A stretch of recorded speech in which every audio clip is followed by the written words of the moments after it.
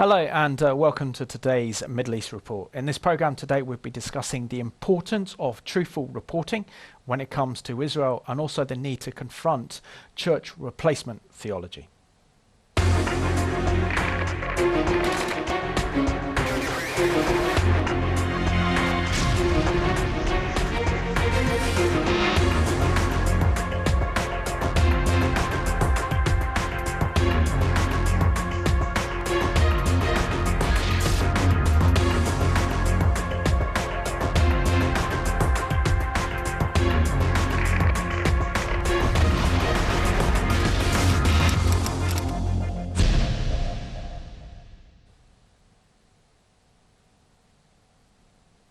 Warm welcome to the programme, and my guest today is Melanie Symonds, who is the editor and also the founder of Heart newspaper. Melanie, welcome to the Middle East Report. It's great to have you on the programme today. Thank you very much. Pleasure. And Melanie, can you share with us when you became a believer in the Lord Jesus Christ and how he kind of transformed your life? Right, well, I was working in the city in the early 1980s, and I was working for a man who just talked about money all the time, and I just felt it was so soulless, and so one lunchtime I staggered into a church, and I picked up a little booklet saying how to pray, and there was no one else in the church, and then one thing seemed to happen after another by the grace of God. So I heard about a lovely church called St Helens Bishopsgate, and they had a service there at lunchtime, so I started going to that. And then I went on a course after work called Read, Mark, Learn, about the Gospel of Mark. And things went from there, really. And then, sadly, we were in London, moved out of there, though, drifted to the South Coast and into the New Age movement for a bit. And then somehow, again, by the grace of God, we went to church one Christmas, as one did, Christmas and Easter, and the vicar heard the Lord saying quite clearly about my mother, go and talk to that woman, because she'd grown up as an Anglican. And so we did, he did, and he said, look, I'm retiring, but go to the local evangelical church, and we did a Bible study course there, and it went from there, really. Excellent. When did the Lord place a real love for Israel and the Jewish people upon your heart? Well, that was supernatural. I think it had always been in the wings. I knew that Israel was important, but I'd heard people talking about it as if it was some sort of mysterious secret. But the Lord started to do it, reawaken the awareness of it, from about 1992 onwards. Some friends said, come to the Yeshua conference. And I went to that in Southampton, and the lights went on, the scales fell off my eyes. I thought, this is it. Because I'd been in a wonderful church. I was at Kingdom Faith in Horsham, but there wasn't at that time teaching on Israel like there is now. And I suppose I could say I felt as if the roots of my faith were kind of dry. I couldn't put a name on it at the time, but it was very New Testament based. There was no awareness of the Hebraic roots. And so I went to this conference, it was wonderful, and then I started hearing teaching by people like Derek Prince, Lance Lambert, and I've been so blessed, all the teaching I've had, and I suppose I got to the point where I think, well, the Lord's put so much in, it's time he got something out. And is that how Heart, your newspaper, came about? Just to show the viewers, many of you are probably very familiar with this newspaper, its latest edition, by the way. So tell us the story behind how Heart came into being. Well, I was teaching full-time because that's what I had to do. I had a mortgage to pay, etc. But then it was very hard work, and I realised how much I wasn't letting God into it. And the Lord used circumstance and people to make sure, in a way, I didn't have a career in teaching. I was a classroom teacher, but I didn't have ambitions to go further. And I suppose I developed some toxic attitudes, and I got ill. Before that, I'd said to the Lord, how long, O Lord? And he'd said, I felt, turn your back on teaching. And I didn't. So I got ill, nasty. And I had to have a little bit of surgery for cancer. And I was in complete shock afterwards. And so when you've been saved from that, you really I thought I'd been a healthy person before that. But when you've been saved from that, you start to reassess your life. And I suppose I sat there at home with my Bible and tried to say, well, Lord, you know, what's the purpose of my life? And funnily enough, I'd had two other kind of visions, things to do for the Lord. One, in fact, was in Christian broadcasting in 1992. Didn't act on it, didn't know how, whatever. Went to a Christian broadcasting conference, didn't take it further. And there was another project I hadn't done. I'd made the mistake in a way of asking other people. Now, if they haven't got the vision, why should they agree? So I didn't this time. The vision for a Christian newspaper came. I'd first seen the name and the logo in 1996. Hadn't done anything about it then, but this came back by God's grace in 2006. So I thought, okay, Lord, I'll go ahead. Now, at that point, I wasn't thinking about Israel. This was the first ever edition, which after quite a bit of a battle came out in autumn 2007. Excellent. And I wrote most of it myself. Oops, there's the very young Andrea Williams. Oh, yeah, yes. I was young then. And and I just thought this would be a newspaper for uniting the local church. I'm very optimistic. And it would help bring people together. I worked very hard to get local news items. Very, very hard. And I've since discovered, sadly, people aren't that interested in local news. I never mentioned anything about Israel at the beginning. I mean, you know, where do Israel and Worthing meet? Well, you know, not very often. So I never mentioned anything.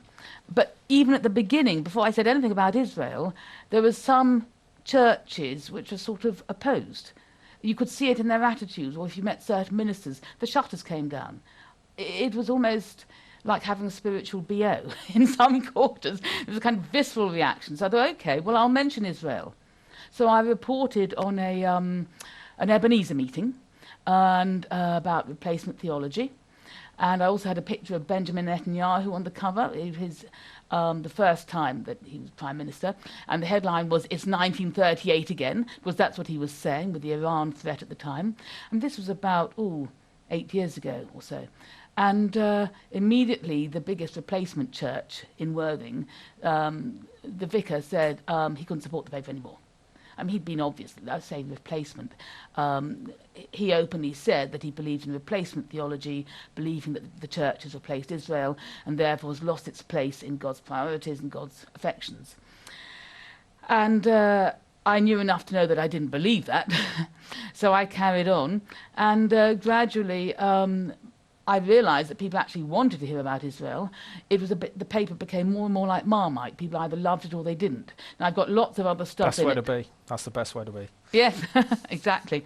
Well, when I was busy trying to have lots of local news, and I'd worked for hours writing up local stories, and I didn't think people actually particularly appreciated it. I think they just thought, oh, well, it's giving Melanie something to put in her paper, you know. Whereas now, it's a hard job to find out, you know, what to put in, what to leave out. But every issue, we have a page on Israel news, and the challenge is to get it as up-to-date as possible.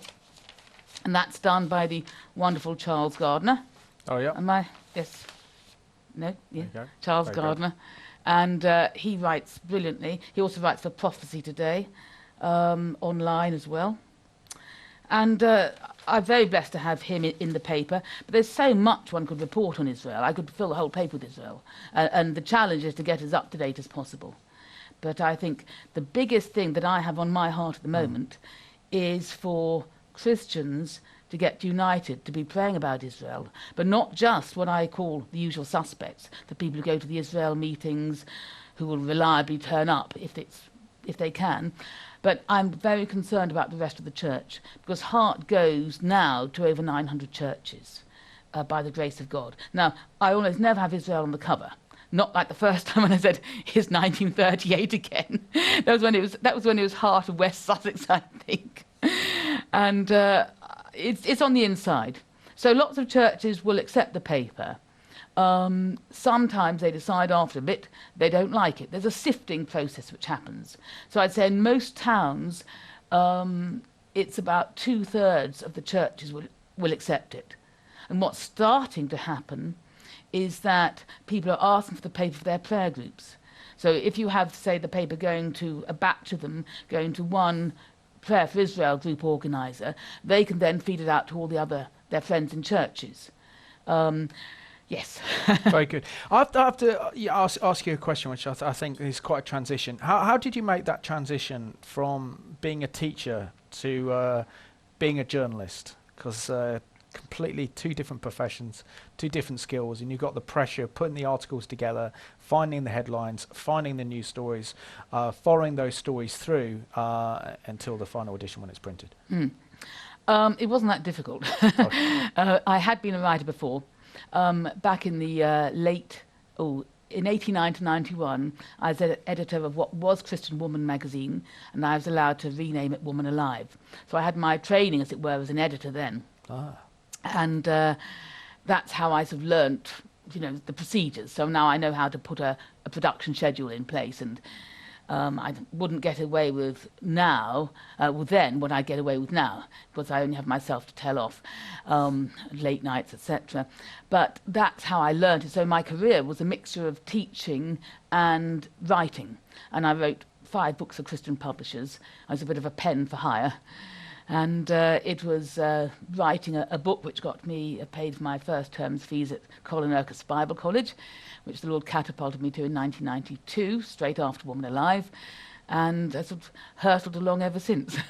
Excellent. So when it comes down to the newspaper, it obviously has a very clear theological stance, and that's in support of Israel. But what are the challenges that you've actually faced in actually taking that theological position in supporting Israel and the Jewish people? And what's the type of opposition that you face from doing that?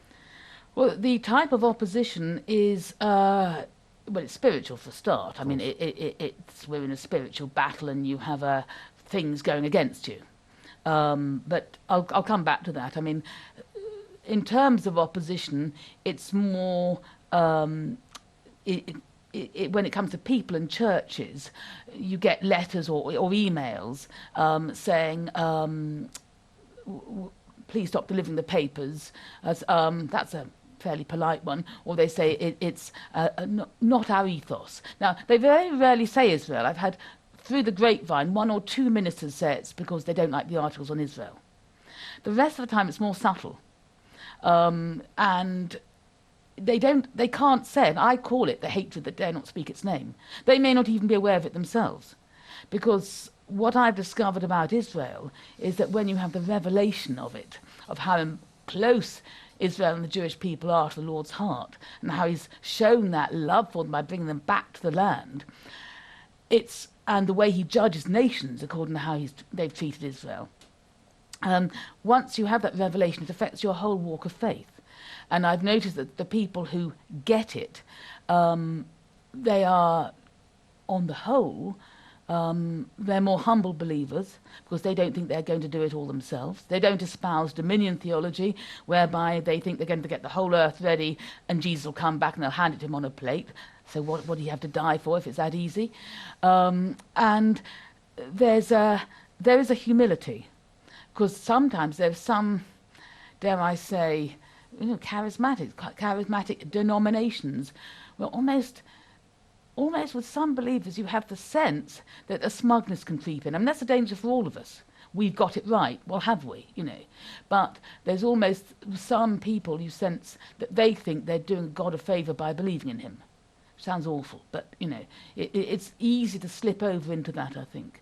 And so the opposition has been in terms of people not wanting the paper. There's a very real battle, a spiritual battle on the ground, in terms of getting the paper out. I mean, this time, praise God, I had some of my subscribers, I asked them to pray for me. So this time, for this issue, the battle for the Bible, this one, yes, there was, there was a little bit of opposition in terms of my laptop died 4 days before we printed, and I lost some data and had some root canal work. But thanks to the prayer, I just sailed through it. With the Balfour issue, this is what I call the Balfour issue. I had a big page on Balfour, I'll talk about that in a minute. It was horrendous. There was more opposition doing that. I had the usual Gardener's World talking about Israel. I also had a page about Balfour and Britain's history and involvement. There was more opposition with that, things coming against the distribution of the paper, and feeling absolutely wretched when I was doing it. Like going through treacle. But there was more opposition than when I had a Christmas issue full of signs, wonders and miracles. So it just shows how fierce the battle is. No, absolutely. So let's have a look at this short presentation that really shows the Jewish history behind the Old Testament and why this is so important to God's heart, Israel and the Jewish people. In the beginning, God created the universe and a planet called Earth. Humans were formed in God's image to continue God's work. But soon, humans decided we want to live our way, not God's. Selfishness and violence filled the world, so God started over with just one family. And God made a covenant with a man named Abraham. The land around you is now yours. Your family will be my blessing to the entire world. In just a few generations, they grew into a large nation named Israel. The Egyptians became fearful and forced the Israelites to be their slaves. Through a humble leader named Moses, God led the Israelites in a great exodus back toward their promised land. Along the journey, God gave laws and commands to help the Israelites follow God's ways. Finally, after 40 years of struggle and complaining in the desert, the Israelites arrived back home in the promised land. In victory, the people worshipped God, but soon after, they turned from God and lived their own rebellious ways. This became a pattern from generation to generation. Israel's greatest judge was Samuel. He followed God's ways and spoke for God as a prophet. He told Israel that God was the only king they ever needed. But they desired to be like the corrupt nations surrounding them and insisted, "We want a human king who we can see to rule over us just like the other nations." So Samuel found a man named Saul to be Israel's first king. His reign began well, but before long, Saul stopped following God's ways and made many bad decisions. So Samuel told Saul, "Because you have turned your back on God, God has rejected you as a king." Samuel's search for the next king led to a courageous young shepherd boy named David. When David grew up to be king, God blessed him and the Israelites greatly. But David was not perfect. He had an affair with a married woman and committed a murder to cover it up. But deep inside, David always loved God and would return to living in God's ways. Known as the poet warrior, he wrote music to God called psalms, heartfelt expressions of prayer, struggle, and thankfulness. After many years as king, David gave the throne to his son Solomon. God also told David, "One day, one of your descendants will rule with a kingdom that will never end." Solomon succeeded his father David, becoming the richest king in Israel's history. Full of God's wisdom, Solomon wrote books like Proverbs and built a magnificent temple, a permanent tabernacle reminding people of God's continual presence. But Solomon strayed from God, marrying corrupt wives who led him into worshiping false gods. Civil war broke out, dividing the country into a northern kingdom called Israel and a southern kingdom called Judah. Soon, both of these kingdoms were led by corrupt kings who ignored God's ways. During this time, prophets were sent as messengers, calling the Israelites to return to God. They warned of the destructive consequences ahead. The prophet Elijah, a wild and rugged man, showed up false prophets by calling on God to give an awesome display of fire. The prophet Elisha followed him, bringing a boy back to life by causing him to sneeze. These prophets challenged the Israelites and their kings to return to God's better ways. But the Israelites would not listen. Distracted in their own rebellion, other nations swept in and conquered both of the kingdoms of Israel and Judah. God's people were forced out of the promised land, and many were taken away to be slaves once again. The temple was destroyed, and the people lost everything. This was a time called the exile, where many of the Israelites, now called Jews, were scattered across different lands. One prophet named Daniel was sent to a city named Babylon. The law demanded that everyone pray only to the king of Babylon, but Daniel refused and prayed to God 3 times a day. So Daniel was thrown into a pit of hungry lions. But God closed the mouths of the lions, and Daniel emerged the next morning without a scratch. Though scattered, God was still watching over the Jewish people, and God gave them hope, speaking through the prophet Jeremiah's words. I'll make a new covenant with the people of Israel, returning them to the promised land and filling their hearts and minds with my ways. 60 years later, this hope was realized. The Persian Empire freed the Jewish people to return to their promised land.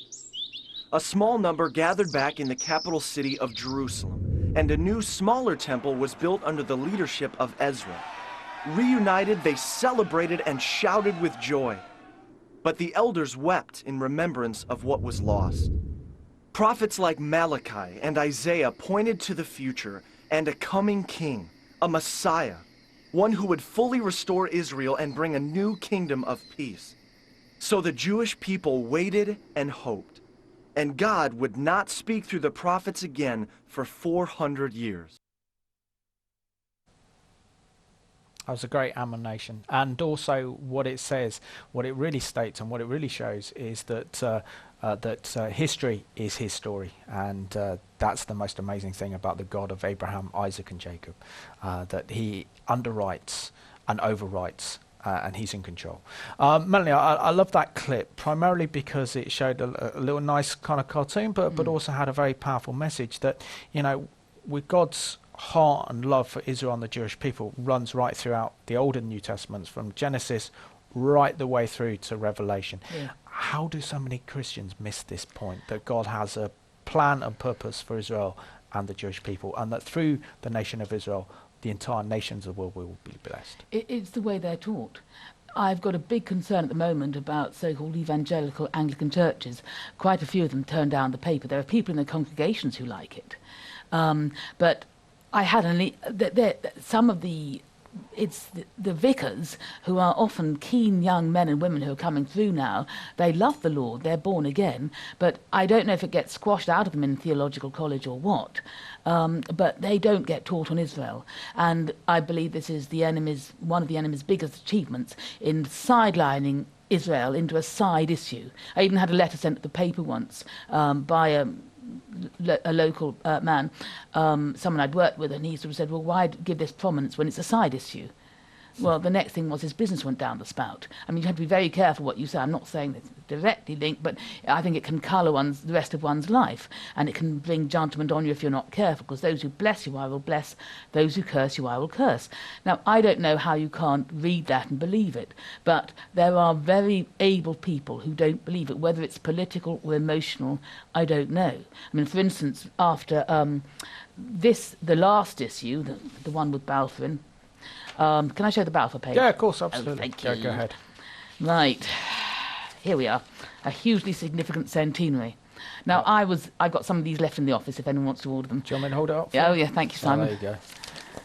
Oh, there we go. Now, that was written by Reverend Nick Gray, who is a super Elim minister in Croydon. He is heading up the Balfour 100 celebrations.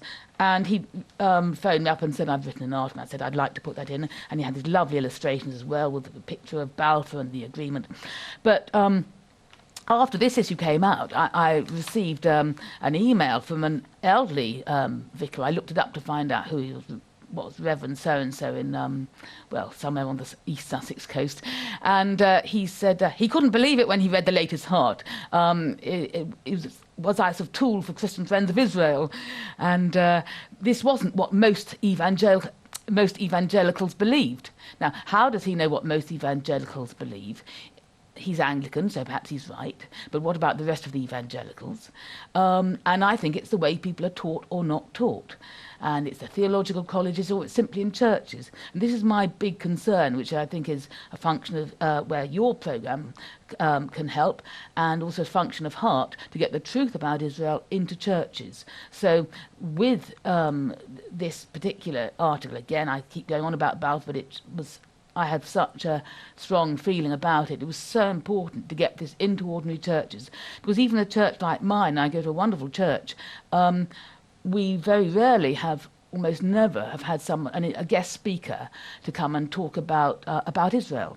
We haven't, and I know that all the Israel-loving organisations, they're longing to get speakers into churches, but it's just finding a slot, because pastors quite understandably think, well, you know, I've only got so 2 hours a week or whatever to preach, to really impart the life of Jesus, of Yeshua into my people. I really need to teach them and lead them, and I can't give a whole service to, whatever else it is, although it would be biblical and the importance of Israel. So even though, in my church we also hear about the feasts, but it's not getting taught. So even in the church where people are not ill-disposed, where the minister might have had the revelation, like you and I have had at some point, he's not getting the time, it's getting sidelined again. And this is part of the battle.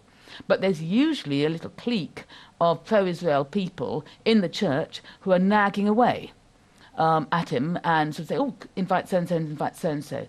So my keenness at the moment is to get the truth about Israel, about Balfour, particularly in this centenary year, out to people in these churches where they're not ill-disposed but not taught, so that they know how to pray. I would be amazed if there wasn't some kind of military blow-up in the months leading up to the Balfour celebration.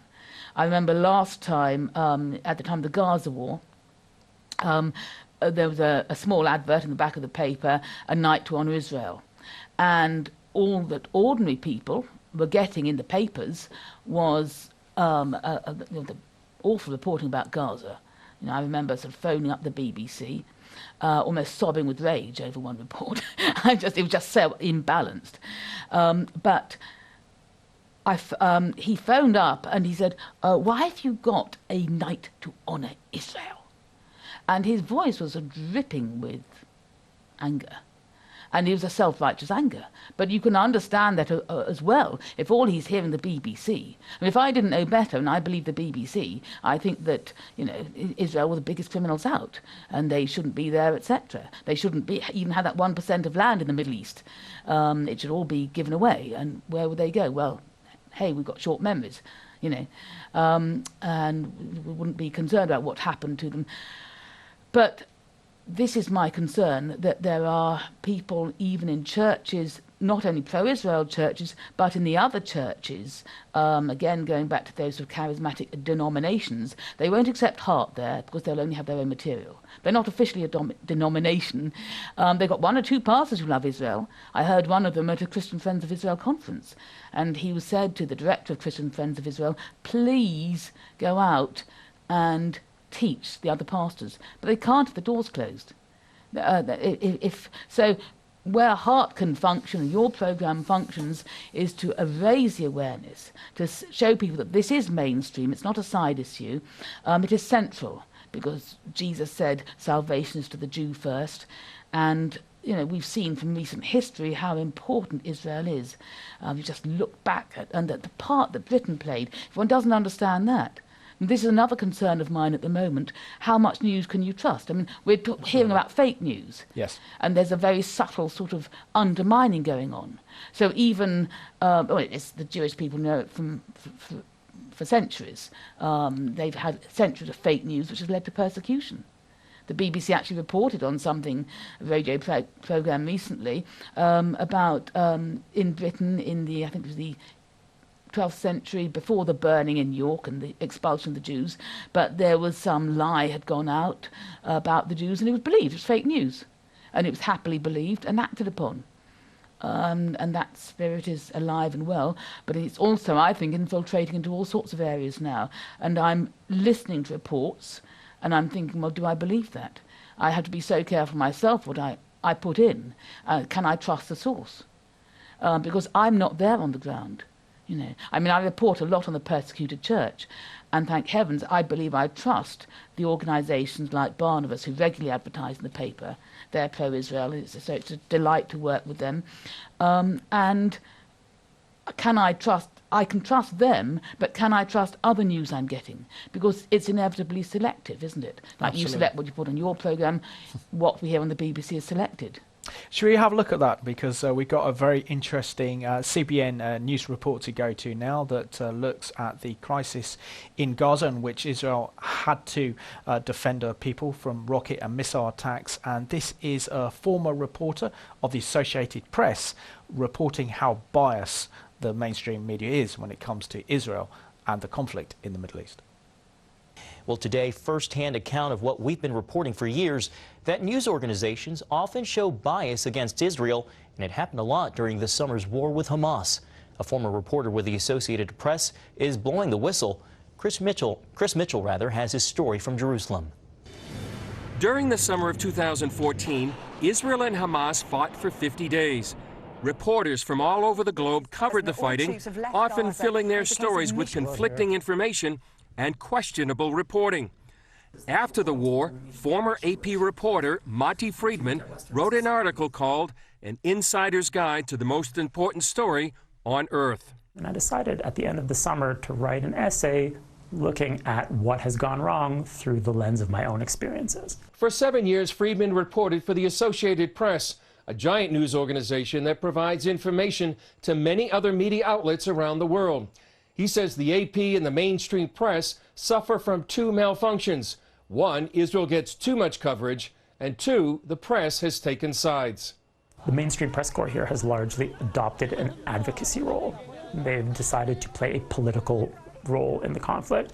They've decided to lobby for the side that they think is right, and political decisions are disguised as journalistic decisions. Friedman says Hamas took advantage of the bias. The strategy is to terrorize Israeli civilians using rockets, provoke an Israeli response, put civilians in Gaza in between the Israelis and the Hamas fighters by storing rockets in civilian basements, in the basements of mosques, in schools, and we've seen all these things documented this summer, and then having the huge international media contingent in Gaza film the civilian casualties, not the armed men, and use those pictures to spark outrage against Israel abroad, and that will prevent Israel from acting to the full extent of its strength against Hamas. That's the strategy. I think any intelligent person can see it, and yet it's not covered like that.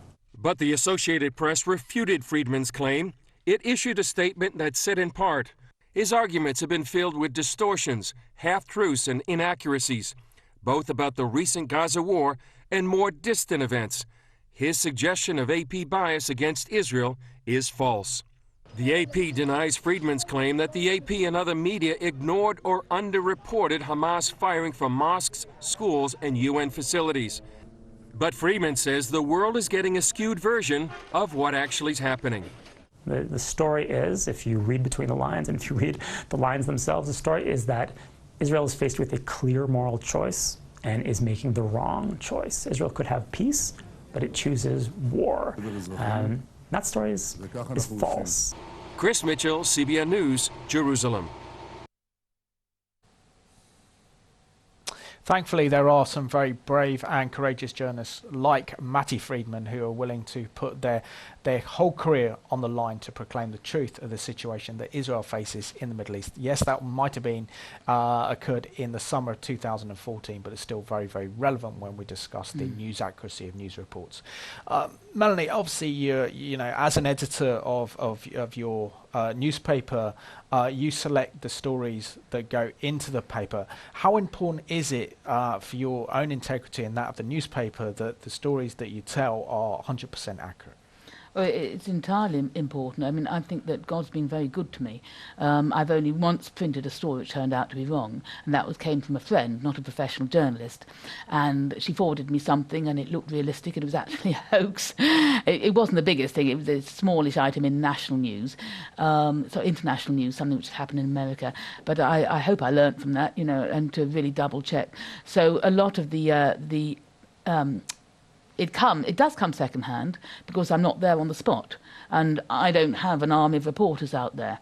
But I do tend to trust things I hear from Christians, so or Messianic believers. So when Barry Siegel says he's standing on the same hillside as a CNN reporter and the same event is reported entirely differently, I believe Barry.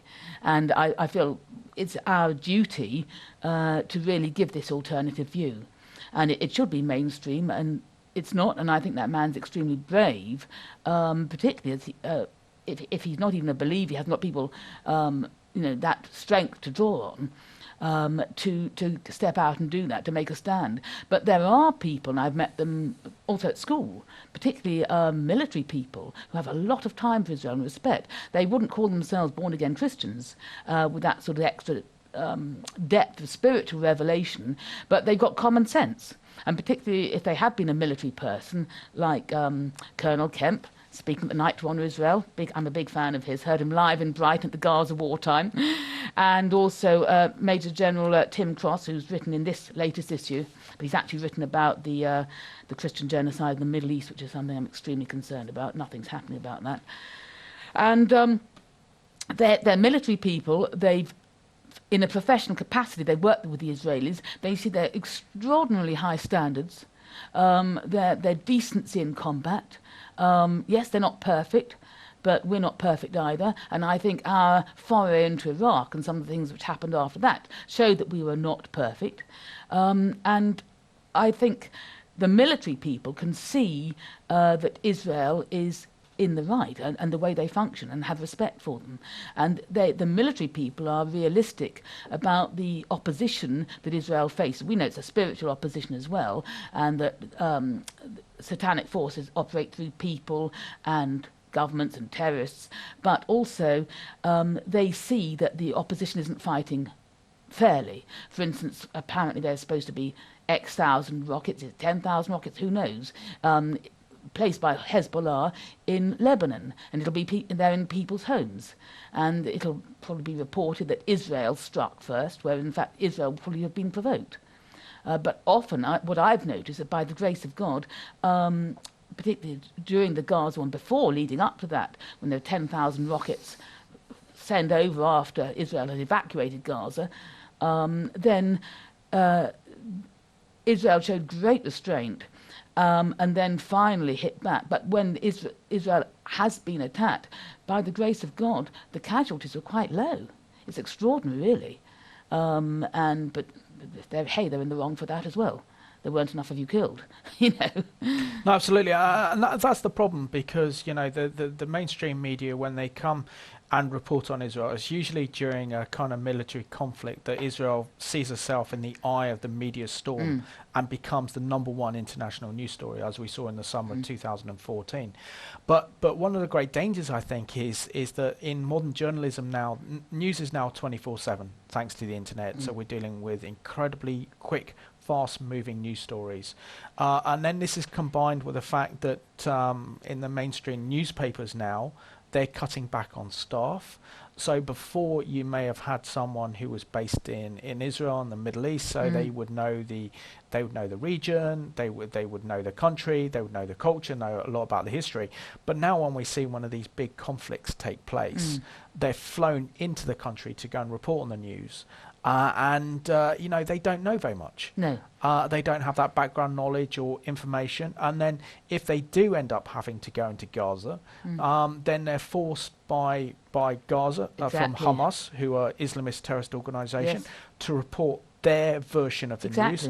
Otherwise, they're expelled or even their lives threatened. And that's not revealed, is it? No, that wasn't revealed in 2014. And we were being fed this stuff by the supposedly impartial BBC, and their reporters were there under duress almost. Well, not under duress, but that they could only report what they wanted. And I mean, I've heard something else, that there are these idealistic Western women, say Scandinavians, who wanted to, liberate the Palestinians or help them, whatever, and they go off to Gaza and they disappear. But you don't hear that. Absolutely. There are a lot of double standards about, and particularly when it comes to Israel. For instance, the UN voted recently that Israel was the worst human rights abuser. Hello, I mean, it's unbelievable. And really, I mean, the mainstream press should be reporting on that more. But I agree completely with what you say, that they have smaller staff. Well, you and I can know that, and that's why we have to work with people we can trust. But we know generally the people that we work with have some integrity, and they're mainly believers, so they're answerable to the Lord ultimately. But what's happening is that I notice more and more on the BBC, which I listen to. I don't have television. But I listen to Radio 4 a lot, and a lot of the news is just comment. I mean, comment is being dished up as headlines. Yeah, or editorial. So-and-so, absolutely. So-and-so said this, so-and-so said that. Because it's 24/7, so they're trying to make a new comment all the time, but it's not the facts on the ground. Absolutely. And I suppose one of the great dangers is the impact that this has. And this is why I think journalism at its best is so important for democracies, because a free press is the guardians of democracy.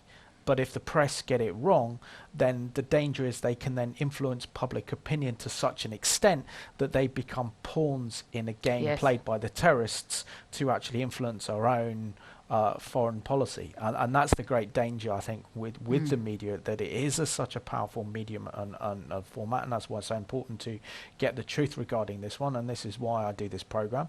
It is because it's important that we readdress that balance when it comes to media bias against Israel, and we give Israel a voice and a platform, give the Jewish people a voice. And that's what I believe the Lord has opened up with this program, which I think is very special.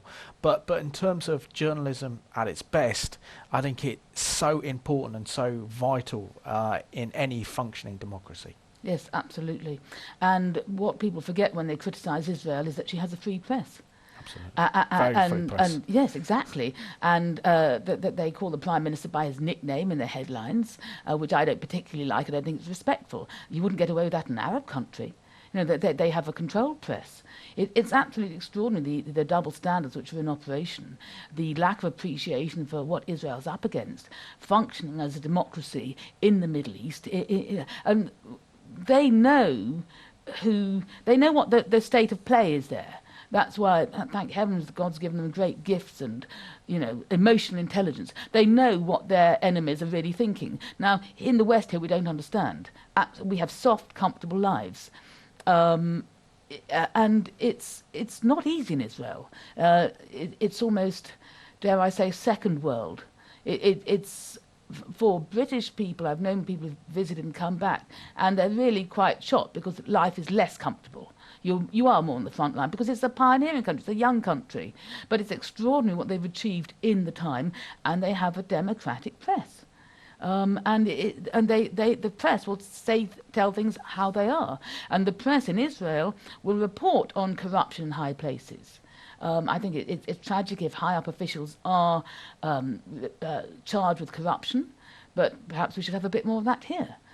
Well, we had the MP's expenses, didn't we? Absolutely. Things were being exposed, but it's very easy to brush these things under the carpet. They don't in Israel, and they should have huge respect for that. Absolutely. When it comes down to the actual newspaper, Heart newspaper, now when it comes to Israel, what are the type of news stories that you cover, and how do you choose those stories? It's very, very interesting that you asked that, because I've had these wonderful articles by Charles Gardner, and it's difficult because we're a bi-monthly publication. So I say to him, look, can you know, I make the deadline as late as possible. So it's a week or 10 days before we print to make it as topical as possible. But I am thinking now, although I could fill his section of the paper easily with stories, I'm thinking more and more we've got to show people how to pray and perhaps even teach them more about Israel. Because whatever happens in the coming months and years, which will look bad for Israel or make Israel look bad, the way things are reported, if people understand Israel's place in God's heart, then they will know how to pray. And they will say, well, okay, this doesn't look too good, but let's pray for them. Let's pray. I'd like to report also on events which have taken place. We've got Christians' events. For instance, there was a meeting in Bristol recently about praying for this year's big anniversaries, Balfour, the Exodus, and Jerusalem. So these big anniversaries, and people are getting together to pray for that. And if I can show that people are getting together to pray, and it brings it to the forefront more and will encourage others. I think part of what some people, they find Heart with some relief, because it's saying, yes, it's all right to think like you do. It's all right to have these convictions. Even if even if your church doesn't, or doesn't appear to, or isn't giving the same prominence to the issues which are dear to your heart. Absolutely. Melanie, we're down to the last 7 minutes of the programme. Now, I very much endorse your programme. I very much endorse your newspaper because of the work that you're doing is so important. It's so vital. You encourage, for example, articles, op-ed pieces by people like Charles Gardner, and I've had him on the Middle East Report before, and he's an excellent journalist, and others, and you write about the persecution of the persecuted church in the Middle East, particularly the genocide facing Christians and the Yazidis by ISIS, and then you also cover stories that affect more local stories, such as the marginalisation of Christians. You feature Christian Concern and Andrew Williams and the like. So I'm 100% behind what you're doing. But in terms of our viewers, if they want to get a copy or want to get involved in your newspaper, how can they do so? Right. Well, they just have to get in touch. It's on the web. If you just look up Heart newspaper, it seems to come up first in Google. Can I give the website? Of course, it's up. It's on our screens at the moment. That's so clever. Right. www.heartpublication.co.uk. There's an office number, 01903 209 383, but they can get in touch via the website. People are saying to me, can you pray about it being a national paper? Well, yes. I mean, it's easy, the structure's there, but what we need are regional people to say, yes, I'd like to do a Heart of the Northwest. But they've got to have, they don't have to be great writers, because getting the material isn't so difficult. The challenge is to get people who are determined enough to go out and distribute, to get a network of churches. Because once you can say, like we're saying now, we're going to over 900 churches, then people start to advertise, and that's what funds the paper. But yes, we can happily send papers out because people are using them all over the country. Yeah. Excellent. So it's very good. And also I like the fact that you cover very topical issues such as the 100th anniversary of the Balfour Declaration, which is due to be remembered. I think it's the first week of November, later on in the year. So obviously that's a big event regarding Israel. And then, of course, up and coming is the 50th anniversary of the liberation of Jerusalem and the reunification of Jerusalem that occurred on the 5th of June 1967, the Six-Day War. So there are lots of very important issues that you discuss. In terms of your next edition of Heart, what type of stories regarding Israel you're looking to cover? Or am I being too presumptuous? You're being a bit precipitate. I don't know. I mean, I only got the headline from the last issue about a week or 10 days before it came out. Things move so fast with Israel. That's why I do tend to leave things as late as I can. It's which everyone else suffers from. My poor designer, bless him, he's wonderful. He's so in tune with the paper. But I don't know exactly. I mean, I just have to see what the Lord brings in. I mean, I look at what's going on like you do, and it kind of percolates inside, and then it finally coalesces, and it all comes together. I mean, it's a very intense creative process, so I have to see what happens. I can imagine, definitely. So it's keeping an eye on the news, see what are the most important news stories coming up, and then really being a beacon of light and a beacon of truth in your newspaper. So, which is wonderful. Is there any particular message you would have for any of our maybe younger viewers that are looking to go into the field of journalism, that are passionate about writing, and how they can get involved? Yes, I want an intern. I can provide the training. I mean, there's loads. I did have a student, son of a colleague at my school, and he gave me some help. It was wonderful. And he was very good at English, but I was able to help train him more in a sort of journalistic style. And I haven't had journalistic training, but I just read the papers. So I'd say to them, read the papers, see what they do, and then think, okay, these are the world's techniques for presenting news. Now, these are the stories which are on my heart. How would I present them? How would I sell that topic? Because it's all about more and more, whether we like it or not, things are about selling. It's how you sell the news. You're telling the truth, but you're presenting it in a certain way. And I work very hard to make sure the paper's noticed. That's why sometimes you look at the cover, you think, ooh, you can understand why some churches might not want it in their vestibule. It's not when they've got their nice bunch of flowers and stained windows. And the Lord kind of reminded me that the temple wasn't like that. You've got screaming animals being slaughtered. You've got the priests covered in blood, cutting up bits of the animals. I mean, it wasn't sort of soft carpets and the organ in the background.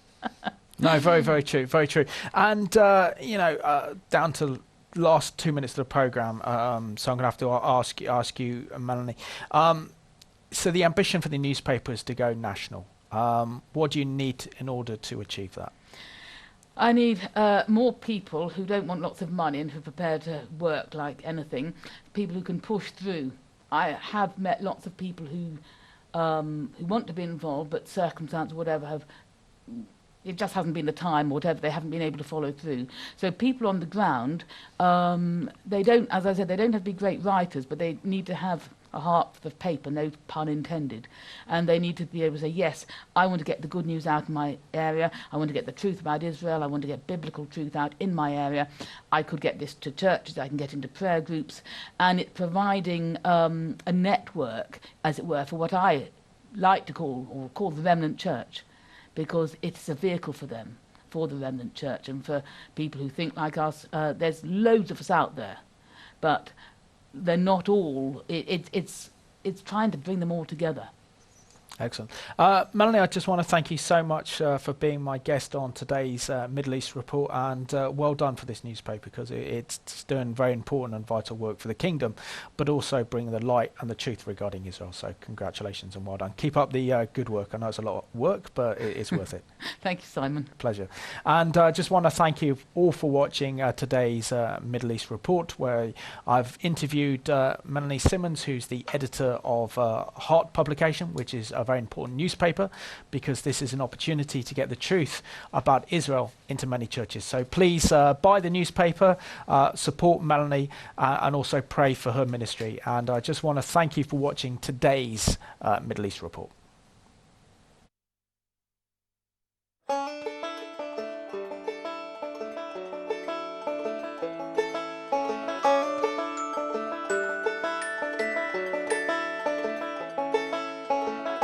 אשר היה והווה ויבוא, who was and is to come. My Savior came, gave his life for me, and I know he's coming back to bring me home. I know he's coming again. I know he's coming again. Yes, I know he's coming again. I know he's coming again. Oh, he's coming again. He's coming again.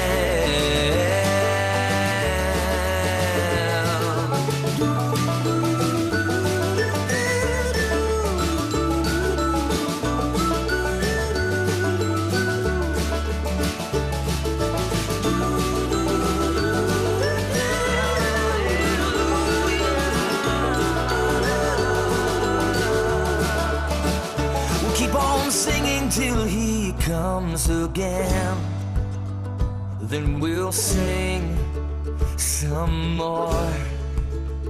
We'll keep on singing till he comes again, until we reach the golden shores. We'll keep on singing till he comes again, then we'll sing some more. We'll keep on singing till he comes again, then we'll sing forevermore. Yes, we know he's coming again. Yes, we know he's coming again. We know he's coming again. Yes, we know he's coming again. Oh, he's coming again. He's coming